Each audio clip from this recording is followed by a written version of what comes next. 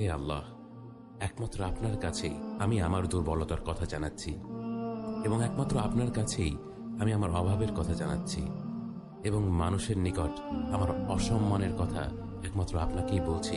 হে আরহামার রাহিমিন, আপনিই তো প্রতিটি দুর্বল ব্যক্তির রব, এবং আপনিই আমার রব। আপনি কার কাছে আমাকে ছেড়ে দিলেন? এমন অচেনা মানুষদের কাছে যারা আমার ক্ষতি করতে চায়, নাকি এমন শত্রুর কাছে যাকে আপনি আমার চেয়ে অধিক শক্তি দিয়েছেন? হে আল্লাহ, যদি আপনি আমার উপর রাগ না করে থাকেন তাহলে এর কিছুতে আমার কিছু আসে যায় না, কিন্তু আপনার আশ্রয় পেলে আমার পরিস্থিতি আরেকটু সহনীয় হবে। হে আল্লাহ, আমি আপনার চেহারার নূরের কাছে আশ্রয় চাই, যা সব অন্ধকারকে উজ্জ্বল করে দিয়েছে, যা দুনিয়া এবং আখিরাতের সব বিষয়ের সংশোধক। আল্লাহ, আপনার রাগ এবং অসন্তুষ্টি থেকে আমি রেহাই চাই। আল্লাহ।